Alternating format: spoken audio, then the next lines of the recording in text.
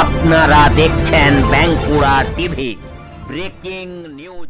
Bankura TV YouTube চ্যানেলে আপনাদের স্বাগতম। বাঁকুড়া টিভি ইউটিউব চ্যানেলের chief editor the tiger journalist দাদা উত্তম দে আজকের ইউটিউব প্রতিবেদনে তুলে ধরছি বাংলার খবরে খবর। বাংলায় হচ্ছেটা কি? খুনের ঘটনায় এক অভিযুক্তকে যাবজ্জীবন কারাদণ্ড সাজার ঘোষণা ইসলামপুর মহকুমা আদালতের। উল্লেখ্য, গত 2020 সালের জুলাই মাসের 6 তারিখে চোপড়া থানার গোয়াবাড়ি MSK স্কুল মাঠে একটি বৈঠক চলাকালীন মুস্তাফা কামাল নামে এক ব্যক্তিকে গুলি করে খুন করে মনসুর হাবিব নামে এক দুষ্কৃতী। ঘটনায় গুলিতে জখম হয়েছিলেন দাসপাড়া গ্রাম পঞ্চায়েতের প্রাক্তন প্রধান আবুল হুসেনও। এই ঘটনায় মূল অভিযুক্ত মনসুর হাবিবকে গ্রেপ্তার করে চোপড়া থানার পুলিশ। প্রায় 5 বছর মামলা চলার পর অবশেষে দোষী সাব্যস্ত করে মনসুর হাবিবকে। অভিযুক্তকে যাবজ্জীবন কারাদণ্ডের সাজা ঘোষণা করে ইসলামপুর মহকুমা আদালতে ফার্স্ট ট্র্যাক সেকেন্ড কোর্টের বিচারপতি নীলাঞ্জন দে। তিনি জানান সরকারি আইনজীবী মুক্তার আহমেদ। অন্যদিকে অভিযুক্তের সাজা ঘোষণা হওয়াতে খুশি নিহত মুস্তাফা কামালের পরিবার।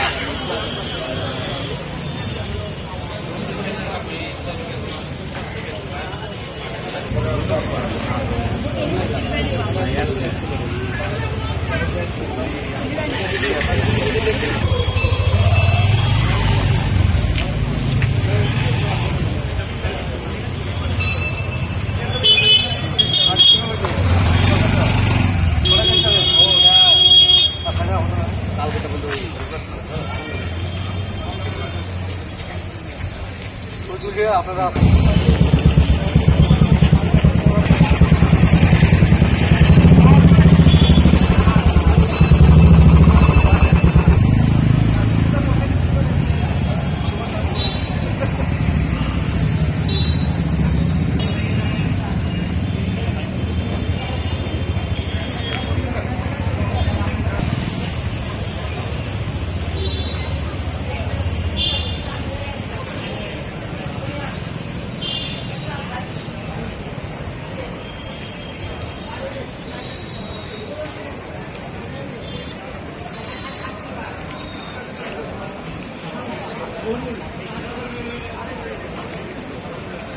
দু 2020 সালের ঘটনাটা হয়েছিল গোয়াবাড়ি MSK মাঠে।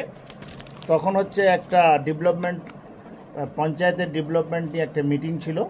সেদিন ছিল 6/7/2020। মিটিংটা ছিল 6টার সময়। তখন এই মিটিংয়ে এরা কয়েকজন ব্যক্তি, প্রায় 9-10 জন বলে 9-10 জন ব্যক্তি বসে ওই ডেভেলপমেন্টের কাজ নিয়ে ডিসকাশন করছিল। এ সময় অ্যাকিউজ মনসুর হাবিব হচ্ছে নিজের পাইপ গান নিয়ে ও হচ্ছে প্রথমে মুস্তফা কামালকে গুলি মারে, ওর বুকে গুলি মারে। তারপর হচ্ছে পরে আবার কাটে চেঞ্জ করে আবুল হোসেন, উনি তখন এক্স প্রধান ছিলেন, উনিও ওই মিটিংয়ে ছিলেন। ওর গুলিটা মারার চেষ্টা করে বুকে, কিন্তু উনি হাত দিয়ে যখনই একটু সরাই দেয় তাহলে হচ্ছে পাতে লাগে। সঙ্গে সঙ্গে হচ্ছে এরা হচ্ছে এদেরকে, তখন কোভিড সময় ছিল, নিউটিয়াতে নিয়ে গেছিল। নিউটিয়াতে যেহেতু কোভিড প্যান্ডামিকের জন্য ওকে অ্যাডমিট না করে আনন্দকে অ্যাডমিট করেছিল। করার পর ওখানে গিয়ে একদিন পর হচ্ছে মুস্তফা কামাল মারা যায়। আর আবুল হোসেন হচ্ছে ওর গুলিটা ওখান থেকে রিকভারি করা হয়, তো অসুস্থ হয়, কিছুদিন পর আসে। এই কেসটা চোপড়া পিএস হচ্ছে স্টার্ট করে স্টার্ট করার পর মনসুর হাবিব যে অ্যাকিউজড আছে, প্রিন্সিপাল অ্যাকিউজড, কেস নম্বর কত, কোন কোন ধারায় তার হচ্ছে হ্যাঁ, এই কেসটা স্টার্ট হয়েছিল চোপড়া পিএস কেস নম্বর 455/20, যেটা 302, 307, 326-এ স্টার্ট হয়েছিল। পরবর্তীতে আর্মস যখন পাওয়া যায় তো 25-27 আর্মস অ্যাক্টও অ্যাড হয়। হওয়ার পর এটা পুলিশ ইনভেস্টিগেশন করে চার্জশিট করলো।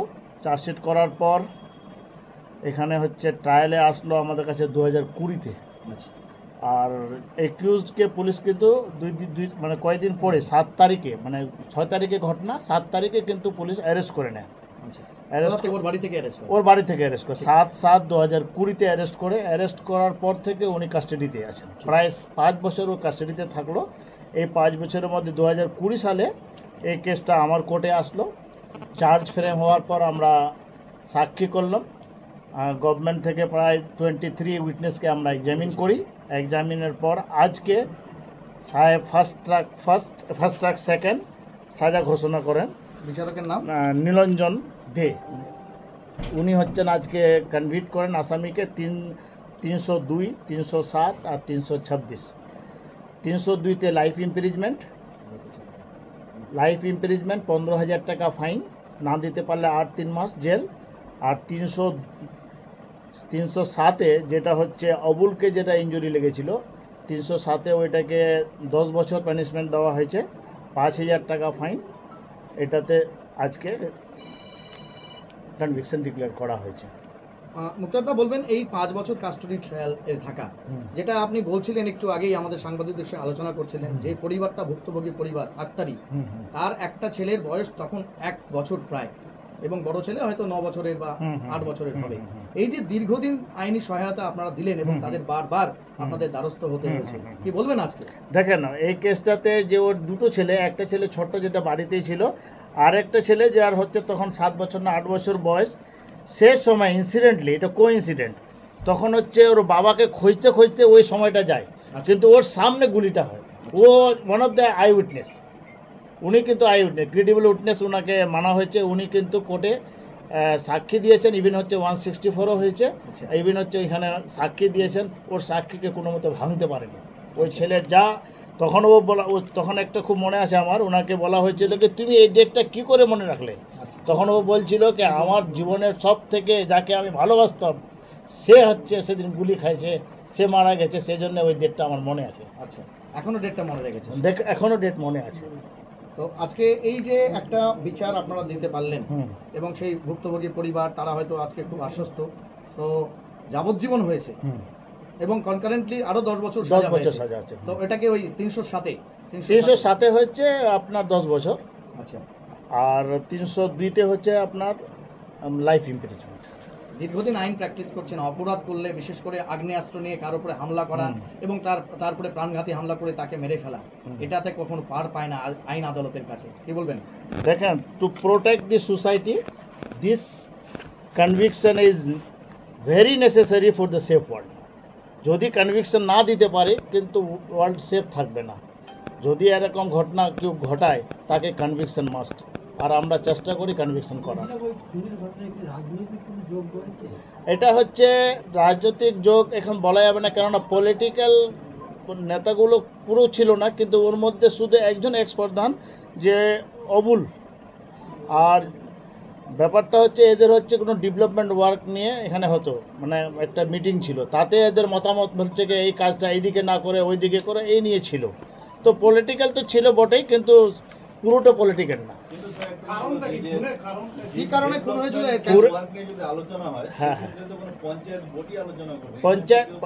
এখানে পঞ্চায়েত বোর্ডে এরা হচ্ছে কিছু এনআরজিএসের কাজ ছিল, তাতে এরা হচ্ছে গ্রাম সভাতে যেটা হয় এরা ডিসাইড করে এরা দিত পঞ্চায়েতকে। এর মধ্যে বোধহয় যে মনসুর হাবিব আছে, উনি কিন্তু বিভিন্ন কালার, সবসময় ও কোনো সময় সিপিএম, কোনো সময় কংগ্রেস করতো। ওর হচ্ছে একটা ইচ্ছা ছিল কি হচ্ছে এই কাজটা এই দিক দিয়ে না হয়, অন্য দিক দিয়ে করে আমরা এনআরজিএসের কিছু 100 দিনের যেগুলো কাজ হয় না এগুলোর জন্য ওরা লিস্ট জমা করার জন্য ওখানে তাতে বিমত হয়েছে ওদের।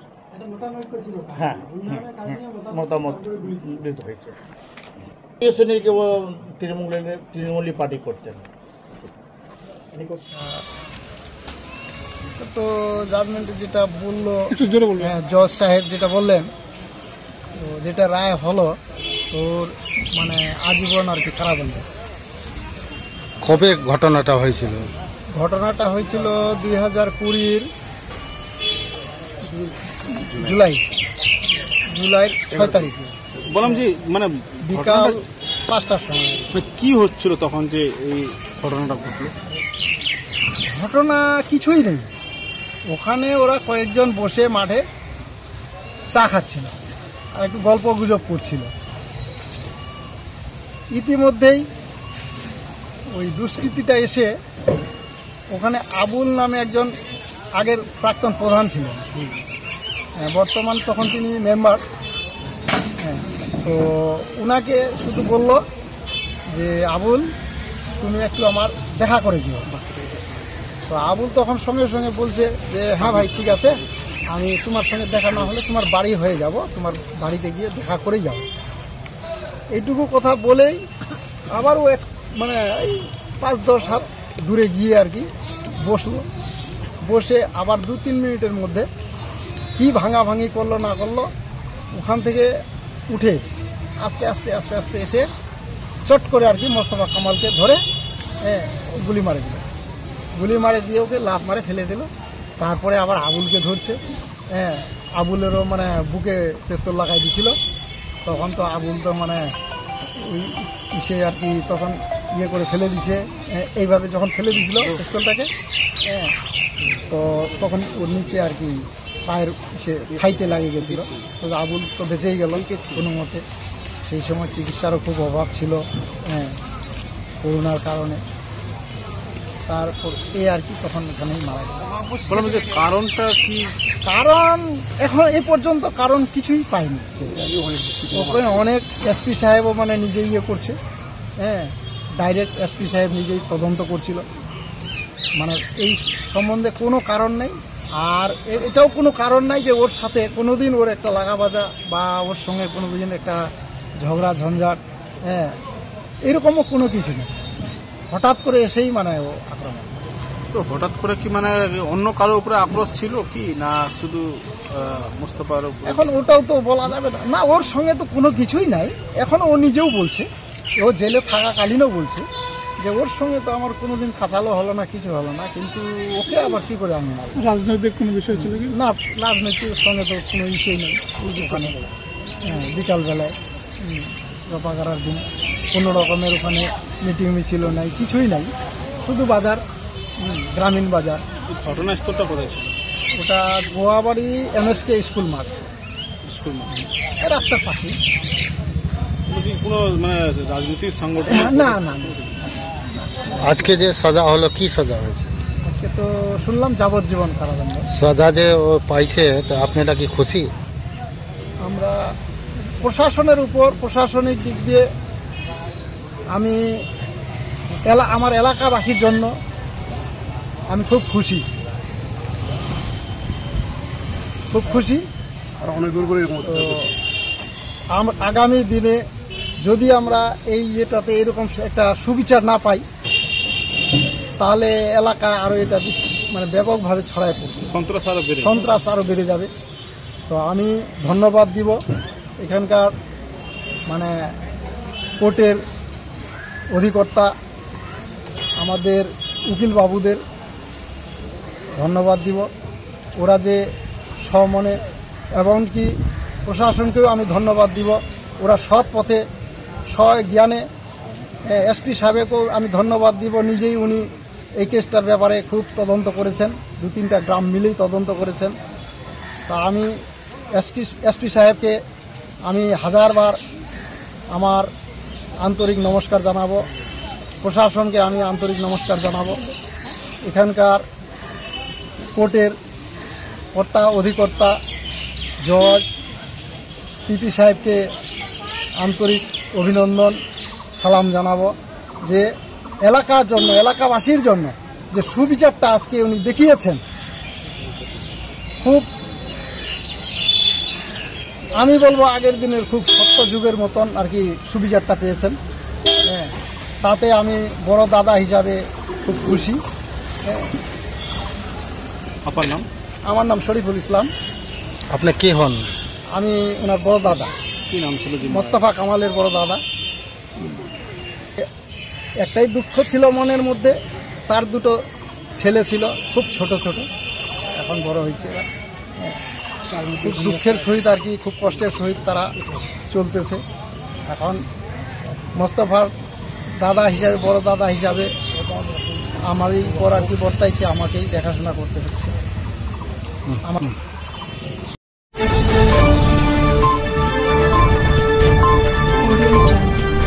আপনারা দেখছেন বাঁকুড়া টিভি। Breaking news. সাত সকালে কলকাতার কোলে মার্কেটে হানা ট্রান্সপোর্ট আধিকারিকদের। কোলে মার্কেট যেহেতু পাইকারি বাজারের জন্য বিখ্যাত, সেই কারণেই পাইকারি বাজারের সবজির দাম কত রয়েছে সমস্ত কিছু দেখার জন্যই সাত সকালে হানা দেয় তারা। কাঁচা সবজির মধ্যে বেগুনের দাম আগুনের মতো চড়া। আর এই বেগুন কোলে মার্কেটে বিক্রেতারা কত দামে বিক্রি করছেন সেটাই ঘুরে দেখলেন ট্রান্সপোর্টের আধিকারিকরা। ঘোরার পরেই চক্ষু চড়ক গাছ। তারা দেখলেন কোনো কোনো বিক্রেতার কাছে বেগুন 500 টাকা পাল্লা, কোনো কোনো বিক্রেতার কাছে বেগুন 400 টাকা পাল্লা, আবার কারো কাছে 250 টাকা পাল্লা। বিক্রেতারা জানাচ্ছে যেহেতু ফলন নেই, বৃষ্টির জন্য সমস্ত ফসল নষ্ট হয়ে যাচ্ছে, সেই কারণেই বেগুনের দাম আরো চড়া। অপরদিকে ট্রান্সপোর্টের আধিকারিকরা ধমক দিয়ে বলেন, এইভাবে সাধারণ মানুষকে ঠকানো যাবে না, একটা দামে বিক্রি করতে হবে বেগুন, না হলে ব্যবস্থা নেওয়া হবে।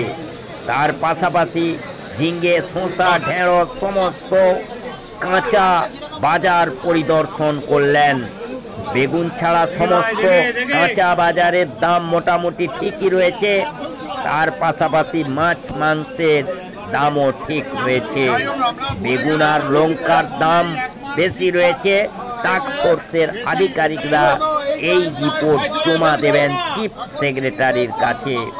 শুধু তাই নয়, তারপর তারা আরো অন্যান্য বাজার খতিয়ে দেখবেন এবং যে সমস্ত বিক্রেতারা চড়া দামে বিক্রি করছেন তাদের বিরুদ্ধে পদক্ষেপ নেওয়া হবে বলে জানান।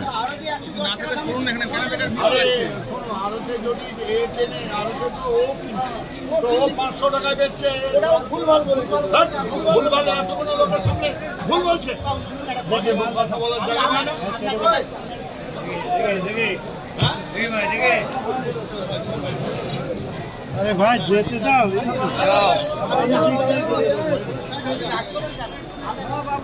তোমরাই বানাচ্ছ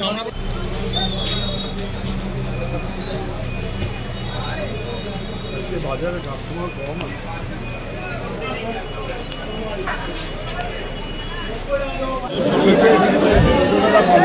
ঠিক আছে, এই লঙ্কার দাম বেশি। দাম দিয়ে বিক্রি করছো কেন? কত করে তুলেছো? তুমি কত করে পেয়েছো? এনেছো কত করে? বেশি বাড়াবাড়ি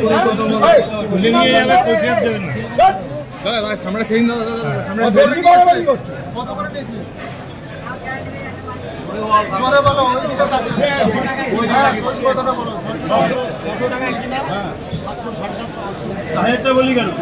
1000 টাকা বললে ভেতরে করে নিলে না সব রস বেরিয়ে যাবে। ভালো লাগবে। 1000 টাকা বললে বেচছে কেন? দাঁত বের করছে, লুট করছে। ভুল হয়ে গেছে। খেলা করছে। 1000 টাকা পাল্লা এখানে বিক্রি করলে রিটেলে কত করে বেচবে? তাহলে কেন বলছো এইসব? এই হাতগুলো লোককে তোমার ইয়ার কি বলে নাকি? ভুল করলে ভুল করনি, জেনে শুনে করছো। যাও যাও ভাই, যাও এখানে যাও। চলো ধন্যবাদ। কিছু বললে একটু বেঁচে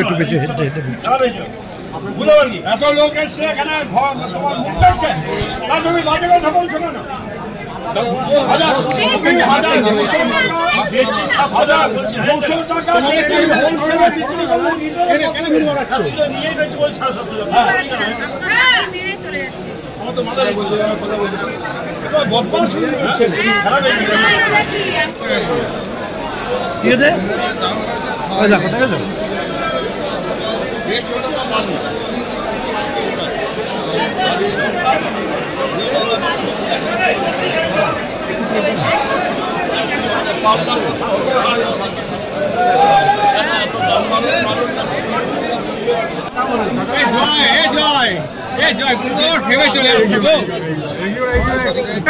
মোবাইল ঢোকাচ্ছে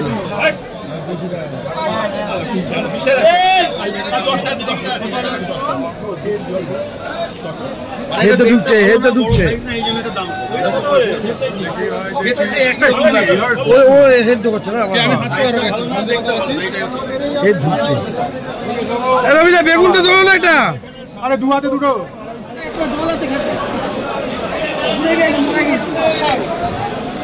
দাম বেশি তোমার। এই ওই বেগুনটা কত করে বের করে? আজকে 600 টাকা বিক্রি করছি, গাড়ি কম আছে তো দাম বেশি। কত করে পাল্লা? 600 টাকা পাল্লা। ওখানে 500, এখানে 600। ওটা বাসি মাল, এটা টাটকা মাল। শান্ত পেছো। না এটা মাল ভালো, যারা বেঁচে খায় তারা জানে। না, এটা কোনো কথা না, এটা কোনো কথা না। এটা ওখানে 500 একই, কোনো কোয়ালিটির তফাৎ নেই। এটা পুনার মাল থেকে এটা ব্যাঙ্গালোর। পাশাপাশি দু রকম দামে ব্যবসা চলবে না, পরিষ্কার বলে যাচ্ছি।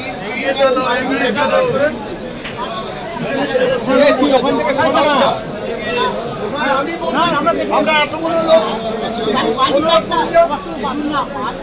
আবার সেই তোমার সব কিছুর দাম বেশি।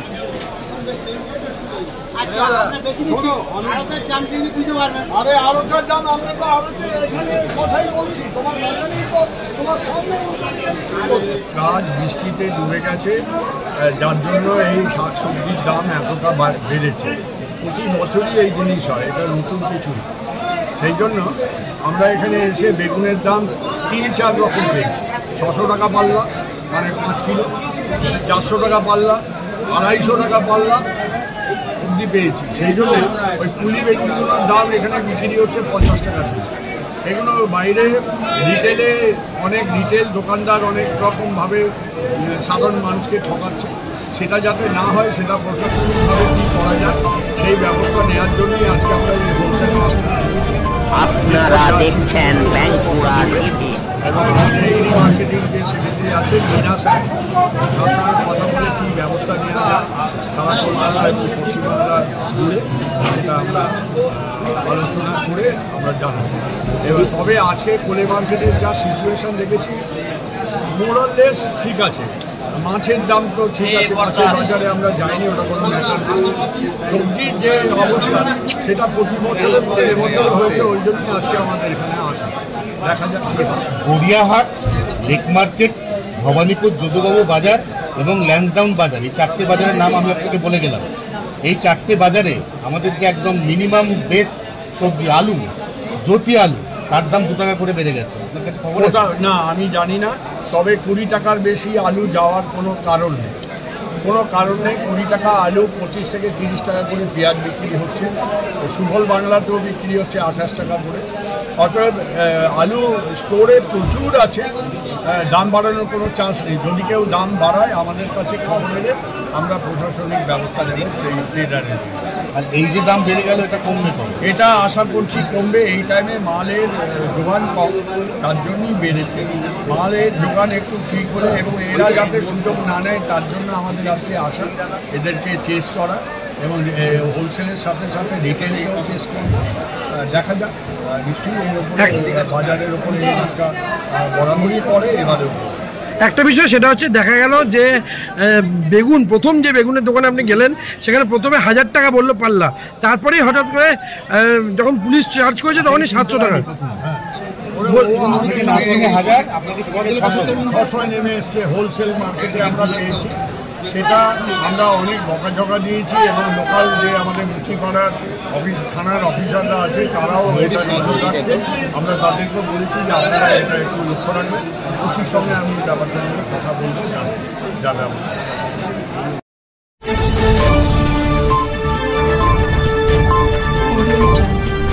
আপনারা দেখছেন বাঁকুড়া টিভি। Breaking news. রাস্তা মানেই এক হাঁটু কাদা। বাতানল পঞ্চায়েতের কৃপা দৃষ্টি আজও পড়েনি। ভালিয়ার পোষা দিঘি পার এলাকার মানুষজন নাজেহাল। আরামবাগ ব্লকের অনুন্নয়নের পঞ্চায়েতের তালিকায় আর এক নাম বাতানল পঞ্চায়েত। কিন্তু এখানে উল্লেখ্য বিষয় হলো, শুধু এই আরামবাগ যে ব্লকের এই অনুন্নয়নের পঞ্চায়েতের তালিকায় শুধু বাতানল নয়, এই রকম এই অনুন্নয়ন চলছে গোটা বাংলা ব্যাপী। যতই মাননীয় মুখ্যমন্ত্রী মমতা বন্দ্যোপাধ্যায়, যাকে আমরা বলি কম্পার্টমেন্টাল চিফ মিনিস্টার, যিনি শুভেন্দু অধিকারীর কাছে সেই নন্দীগ্রামে পরাজিত হয়েছিলেন, যে পশ্চিমবাংলায় উন্নয়নের জোয়ার বইছে, কিন্তু মূলত পশ্চিমবাংলার উন্নয়ন থমকে রাস্তায় দাঁড়িয়ে গেছে। শুধু এই বাতানল যে পঞ্চায়েত নয়, বাঁকুড়া জেলার জয়পুর ব্লকের প্রতিটি পঞ্চায়েতের এই রকম অনুন্নয়নের ছবি। বাঁকুড়া জেলার জয়পুর ব্লকের জয়পুর পঞ্চায়েত সমিতি এবং জয়পুর ব্লকের যিনি বিডিও আছেন, এসি রুমে বসে বসে ঘুমাচ্ছেন, অথচ গ্রামগঞ্জের প্রতিটি রাস্তা এক হাঁটু দক। কোনো দৃষ্টি নেই তাদের। অর্থাৎ এটাই হচ্ছে তৃণমূলের কালচার। বর্তমানে বিডিওরা, জয়পুর ব্লকের বিডিও তৃণমূলের চটি চাটা হয়ে গেছে, তৃণমূলের দলদাসে পরিণত হয়েছে। আর পঞ্চায়েত সমিতিতে নেতারা শুধু টাকা মারতে ব্যস্ত। পঞ্চায়েত সমিতির যারা কর্মাধ্যক্ষ আছেন, তারা শুধু টাকা মারতে ব্যস্ত। কোথায় টাকা পাওয়া যাবে? পঞ্চায়েতের প্রধানরাও তাই, পঞ্চায়েতের সদস্যরাও তাই। এই রকম চলছে সারা পশ্চিমবাংলা ব্যাপী। তার মধ্যে যেমন বাতানল উঠে আসছে, তেমনি বাঁকুড়া জেলার জয়পুর ব্লকের 9টি অঞ্চলের পরিস্থিতি এইরকম।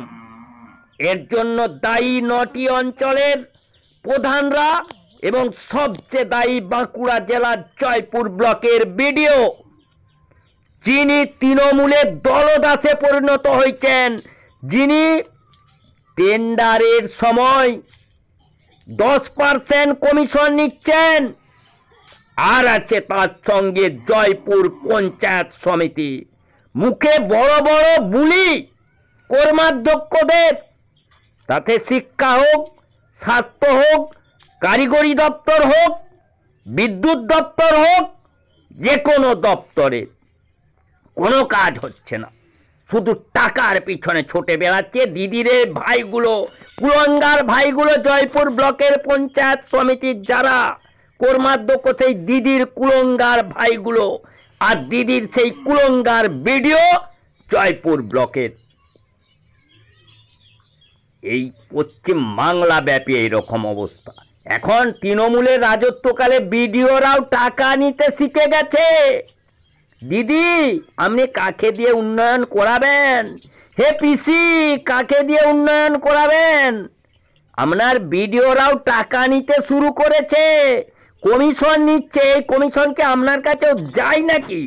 এই প্রশ্ন আমি পশ্চিম বাংলার প্রতিটি জনগণের পক্ষ থেকে, যারা নাজেহাল হয়ে মরছে বাঁকুড়া জেলার জয়পুর ব্লকের এই বাতানলের চারিদিকের, তাদের প্রতিনিধি হিসাবে বাঁকুড়া জেলার জয়পুর ব্লকের মানুষের প্রতিনিধি হিসাবে, বাতানলের মানুষের প্রতিনিধি হিসাবে বাঁকুড়া টিভির chief editor the tiger journalist, যিনি কোনো চোখ রাঙানিকে ভয় পায় না, চোখে চোখ রেখে কথা বলেন, মেরুদণ্ড বিক্রি করেন না, বুকের ছাতি ফুলিয়ে মেরুদণ্ড সোজা রেখে খবর করেন, তাতে ভিডিও হোক, পঞ্চায়েত সমিতি হোক, সকলে দুর্নীতির কথা তুলে ধরেন। আমরা দৃষ্টি আকর্ষণ করছি দিদি, এই কি পশ্চিমবাংলায় হে পিসি, এই কি পশ্চিমবাংলায় আপনার এই উন্নয়ন, যেখানে মানুষ রাস্তায় একটু চলাচল করতে পারছে না, আর লক্ষ্মীর ভান্ডার দান ধ্যান করছেন আপনি। দান ধ্যান বন্ধ করুন, রাস্তাঘাটের উন্নয়ন করুন, বেকার যুবক যুবতীদের চাকরি দেন লক্ষ্মীর ভান্ডার দিয়ে। শুধু ভোট কিনে ওই নবান্নের 10 তলায় বসে থেকে এই গ্রাম বাংলার এই অবহেলিত, নিপীড়িত, বঞ্চিত মানুষগুলোর খবর পাওয়া যায় না দিদি, এই খবর আপনার কাছে পৌঁছায় না। তাই আমি পশ্চিমবাংলার এই রকম জয়পুর ব্লক সহ প্রতিটি গ্রামের এই অবহেলিত, লাঞ্ছিত, অপমানিত, বঞ্চিত মানুষগুলো যারা নিরন্তরভাবে আপনার এই গুন্ডা ভাইদের দ্বারা, এই চোর ডাকাত ভাইদের দ্বারা বঞ্চিত হচ্ছে, সেই মানুষগুলোর প্রতিনিধি হিসাবে বাঁকুড়া টিভির চিফ এডিটর এই বাঁকুড়া টিভির খবরের মাধ্যমে আমরা দৃষ্টি আকর্ষণ করছি। একটু নজর দিন দিদি, পিসি, হে পিসি, একটু নজর দিন কি করছে আপনার ভাইয়েরা, একটু খবর রাখুন। বড় বড় করে তো 21শে জুলাই করবেন, মঞ্চে বড় বড় বক্তব্য রাখবেন, কিন্তু এই গ্রাম বাংলার মানুষগুলোর খবরটা নেন। চুরি ডাকাতি করে, ভোট লুট করে এই ক্ষমতায় বসে থেকে লাভ নাই পিসি। জানুন, একটা দিন আসবে যেদিন আপনার গদিটা উল্টে যাবে, মানুষ তলিয়ে দেবে, আপনাকে গঙ্গার জলে ছুঁড়ে ফেলবে।